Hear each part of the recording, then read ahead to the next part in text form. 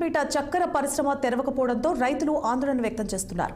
అధికారం కోసం ఆరాటమే తప్ప తమకు మేలు చేసే ప్రజా ప్రతినిధే లేరని వారు వాపోయారు. షుగర్ ఫ్యాక్టరీ తెరపిస్తామని హామీనిచ్చి ఎన్నికల్లో గెలుపొందుతున్నారే తప్ప ఇచ్చిన హామీ ఎవరూ నెరవేర్చడం లేదని ఫైర్ అయ్యారు. ఫ్యాక్టరీ రీఓపెన్ కాకపోవడంతో తమకు భారీ నష్టం వాటిల్లుతోందని వారంటున్నారు. లాభాల్లో నడిచే చెరుకు ఫ్యాక్టరీని 2015లో కేసీఆర్ మూసివేశారని, దీంతో 10,000 కార్మికులు రోడ్డున పడ్డారని తెలిపారు. తాము పండించిన కొద్దిపాటి చెరుకును కామారెడ్డి ఫ్యాక్టరీకి తీసుకెళ్లడానికి ట్రాన్స్పోర్ట్ ఛార్జీలు కట్టలేని పరిస్థితిలో తామున్నట్లు రైతులు వాపోయారు. చెరుకు పంట వేయాలంటేనే భయమేస్తోందని వారు చెబుతున్నారు. దీనిపై మరింత సమాచారాన్ని చెరుకు రైతులతో మా ప్రతినిధి ప్రవీణ్ కుమార్ అందిస్తారు.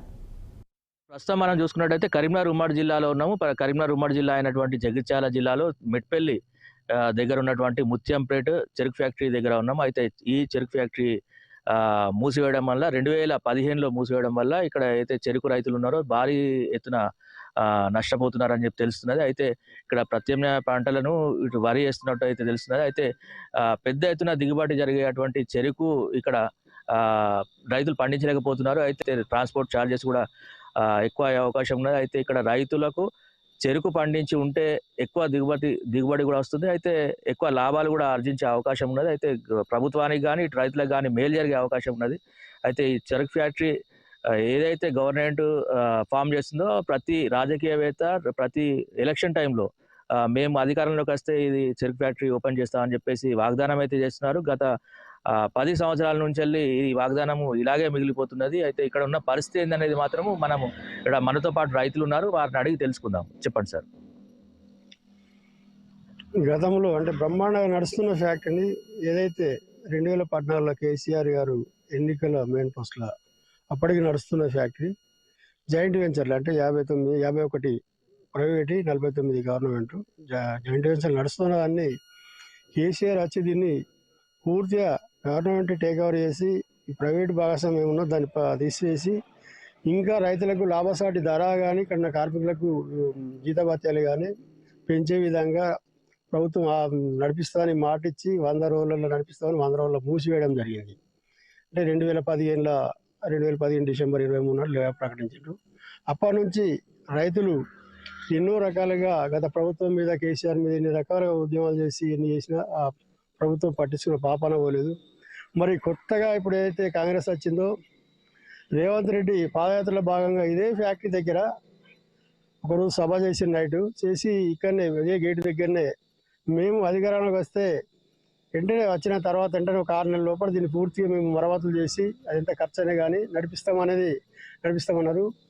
అప్పటి నుంచి మరి మొన్న ఏదైతే పోయిన మార్చిలో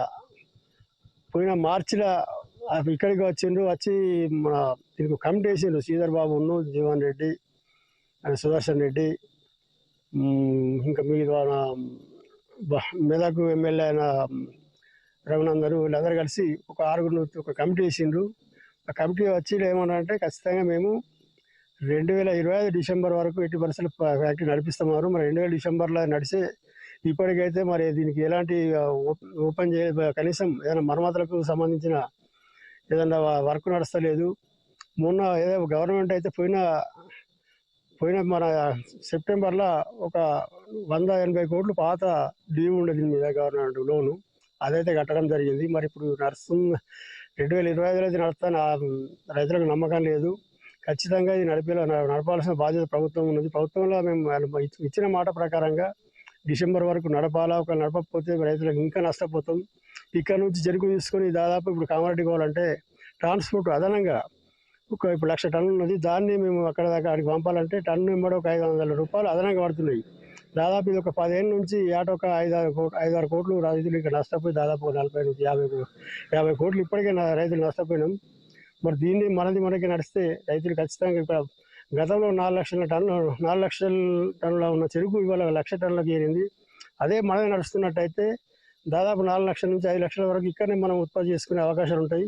ప్రభుత్వం దీన్ని ఖచ్చితంగా చొరవ తీసుకుని నడపాల్సిన బాధ్యత ప్రభుత్వం మీద ఉన్నది. ప్రభుత్వం మాట ఇచ్చింది కాబట్టి మాట తప్పకుండా నడిపేయాలని రైతుల పక్షాన డిమాండ్ చేస్తున్నాం.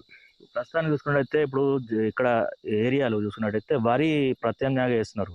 అయితే వరికి చెరుకుకు చూసుకున్నట్టయితే వరి ఎక్కడైనా పండే పంట, అయితే చెరుకు ఇక్కడ పండడానికి గల కారణాలు ఏంటి? భూమి సారత విషయంలో ఇక్కడ భూమి కూడా సారవంతమైన భూములు చెరుకు మన రాష్ట్రం లెవెల్ని అత్యధికంగా రికవర్ వచ్చే జోన్ మనది.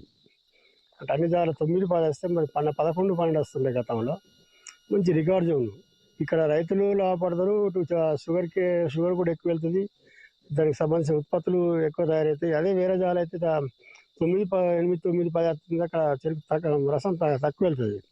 ఖచ్చితంగా మన జోన్లో ఉన్న భూమి సారవంతంతోనే ఈ రకంగా రికవర్ వస్తుంది. అయితే ఇక్కడ ఉపాధి కూలీలు దాదాపు 10,000 మంది పనిచేసేవారు. ఇక్కడ చుట్టుపక్కల వారు కూడా ఉపాధి అయితే పొందేవారని అయితే తెలుస్తున్నది. అయితే ఇంత సారవంతమైనటువంటి భూమిలో వీరు చెరుకు ఫ్యాక్టరీలు దాదాపు 4 లక్షల టన్నుల చెరుకు పండించే అవకాశం ఉండే. అయితే రాను ఈ చెరుకు ఫ్యాక్టరీ నడిచి ఉంటే ఇంకా పంట దిగుబడి కూడా పెరిగే అవకాశం ఉంటుండే. అయితే ఇక్కడ ఎవరైతే రైతులు ఉన్నారో వారికి కానీ ఇటు ప్రభుత్వానికి కానీ లాభం అయితే జరిగే అవకాశం ఉంటుండే అని తెలియజేస్తున్నారు. అయితే మంచిగా నడిచేటువంటి చెరుకు ఫ్యాక్టరీని అకారణంగా మూసేసిన కారణంగా వీరికి పంట నష్టం అయితే ఇటు ఆర్థికంగా అయితే నష్టపోతున్నట్టు అయితే తెలుపుతున్నారు.